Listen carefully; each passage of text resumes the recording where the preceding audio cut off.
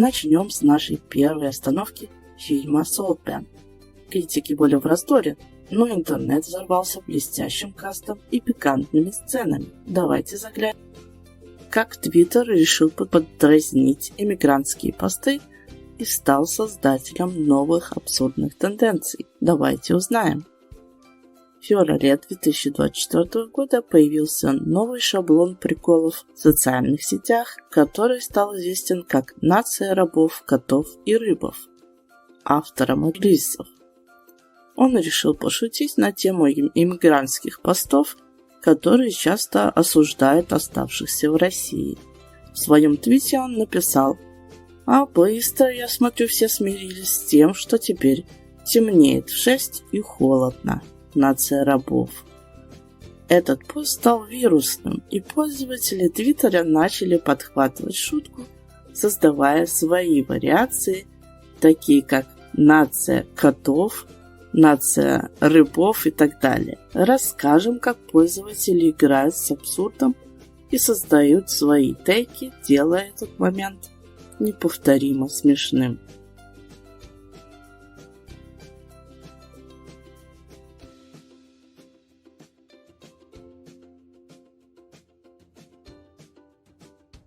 Следующая остановка – таинственный тоннель в Бруклине. Как строители наткнулись на эту загадочную структуру и как интернет превратил ее в настоящий феномен. Расскажем вам об этой захватывающей истории. В начале 2024 года интернет был охвачен обсуждениями загадочного тоннеля в Бруклине, который был обнаружен рабочими во время замены водопровода. Тоннель протяженностью 15 метров соединял синагогу, в которой находилась штаб-квартира хасидского движения Хаббат Любавич, и недействующую ритуальную баню. Это стало частью давнего конфликта внутри движения, всплывшего в 1994 году, когда хасиды агрессивно защищали тоннель от закопки строителями. Как эта история получила резонанс в американских СМИ и стала источником куч мемов в соцсетях? Давайте расскажем.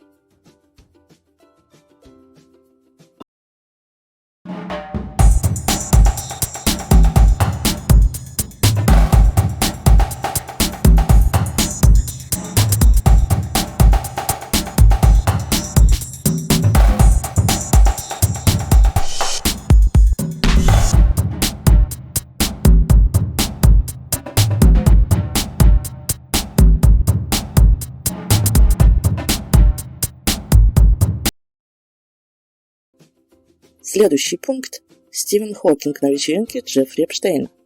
Как эта неожиданная связь вызвала бурю в интернете и что придумали пользователи соцсетей?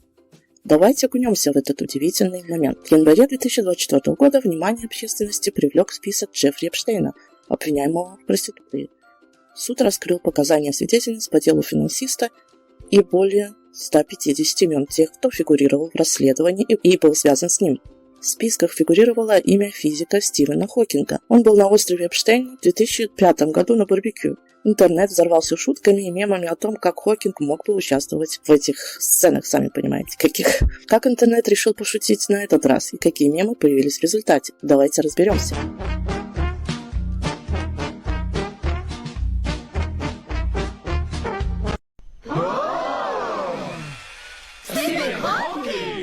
El hombre más inteligente del mundo. ¿Qué está haciendo aquí? Quítate la ropa.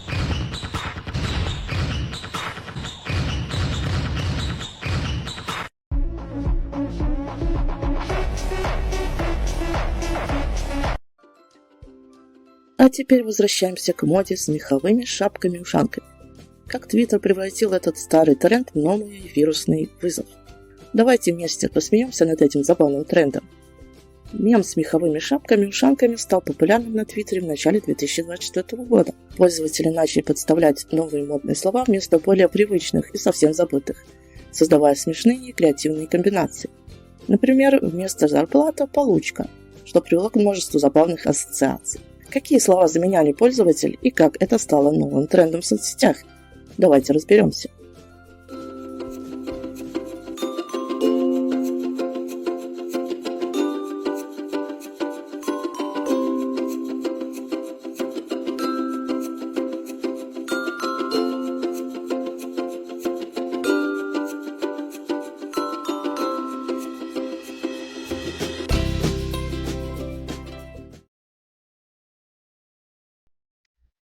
Наш следующий момент – победа Райана Гослинга на церемонии Critic Choice Awards. Как интернет встретил его удивленное лицо и что создали творцы мемов? Давайте узнаем об этой неожиданной победе. В январе 2024 года Райан Гослинг стал неожиданным фаворитом кинопремии, собрав номинации на Оскар и Золотой глобус. Его также наградили за песню I Am Just Ken на 29-й церемонии Critic Choice Awards. Однако сам актер был так удивлен победой, что на сцену вместо него вышли авторы песни Марк Ронсон и Эндрю Уайт. Интернет быстро превратил момент в мем, сравнивая лицо Гослинга с Хомлендером из «Пацанов» и подставляя его под разные смешные ситуации. Как интернет воспринял этот необычный момент и какие мемы возникли в результате? Давайте расскажем.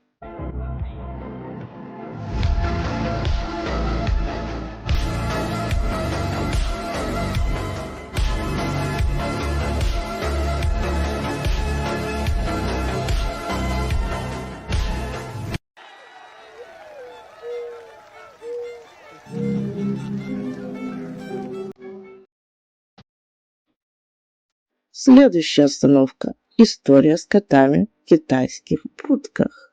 Как эта инициатива превратилась в глобальное явление и кто стал интернет-звездой благодаря этим трансляциям? Давайте углубимся в милый мир котиков. В Китае появился стартап Hello Street Cat, предлагающий умные будки, в которых люди могут покормить бездомных котов за небольшой донат. Трансляции с этими милыми моментами стали популярными на китайской платформе Weibo и затем завоевали внимание глобального интернета. Особенно популярным стал рыжий кот с его выразительным взглядом, который казался направленным прямо в камеру. Этот кот стал настоящей звездой сети, собрав тысячи фанатов. Его недовольное лицо было предметом множества мемов и анимаций, став объектом восхищения для многих интернет-пользователей. Переходим к неожиданному повороту событий.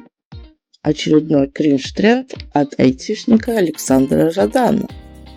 Помните его как студента, написавшего выпускную работу при помощи ChatGPT? Но он решил поднять планку и использовать нейросети для поиска своей невесты. С его слов, API GPT-3 свайпал с пользовательниц Тиндера, а ChatGPT ввел переписку и даже назначал свидание вместо него. В результате этого эксперимента он взаимодействовал с 5240 девушками, из которых 4 прошли в следующий этап отбора. Как можно автоматизировать такую иррациональную вещь, как любовь? Зачем вообще начинать такой тред? На эти и многие другие вопросы ответил сам Александр Жадан в интервью. Александр Жадан, человек, который сделал предложение девушке, с которой за него общался ChatGPT на протяжении года. Эксперт по нейросетям, человек, который до этого написал диплом с помощью нейросети. Пионер на переднем крае всего этого дела. Мне скинули ссылку, я думаю, это история, которая очень симптоматична, наверное, для нашего мира и вскрывает какие-то многие проблемы и челленджи, и в то же время возможности, которые нам открывают технологии. Давай попробуем по методу SMART. То, что у меня возникла проблема, я просто возненавидел дейтинги из-за того, что мне нужно из раза в раз повторять какие-то действия, я изматывался эмоционально и при этом понимал, что на другом конце человек либо не подходит, либо я ему не подхожу, и в итоге я точно осознавал, что у меня не получается найти человека. Вот. Встретился со своими знакомыми, и мы как-то обсудили, что действительно есть такая проблема, а затем кто-то упомянул про GPT. Это на тот момент еще недостаточно известная технология. Какой это был год? В широком кругу. 22-й. Вот. И мы такие, это что-то прикольное, может быть, из разряда интереса интегрировать в диалог с девушками в Тиндере. И в итоге, оно работало, но очень костыльно. То есть, представь себе, ты получаешь там ответы, но как от робота, который супер наивный и не очень человечный. Вот. А затем я понимаю, что, окей, эта штука работает, ее нужно улучшать. И затем я начал просто очень поэтапно, постепенно понимать, что можно сделать и фигакнуть. Это стало, наверное, затем через какое-то время первой версией, что уже был другая версия GPT, уже на тот момент вышел ChatGPT. Я загрузил свои диалоги, вычистил их, и на основе них ChatGPT мог отвечать. Плюс еще добавил очень простую фильтрацию того, чтобы на основе моих других 4000 свайпах немного другая нейросеть смогла с помощью бинарного представления, когда там да-нет категория, подбирать мне девушек, то, что как бы самостоятельно свайпало за меня. И тогда я уже думал, что офигеть, это работает, и я был в восторге. Но я в то же время понимал, что все равно это нет предела совершенства, и то, как я веду коммуникацию, все равно это еще недостаточно. И у меня там также возникали проблемы, что уже пускай ChatGPT общался лучше, но какие-то вещи были, архитектурно не продуманы. Например, мне предлагают пойти на свидание, а я про это не в курсе, и ChatGPT говорит, что да, я подхожу, а девушка там стоит, ждет меня. И я в итоге просто не появляюсь на встрече. И как бы после такой ситуации я понимаю, что так, нужно остановить и сделать правильно. И уже, наверное, на вторую версию я понимаю, что интеграцию в Telegram, чтобы, например, не только в Тиндере общаться, потому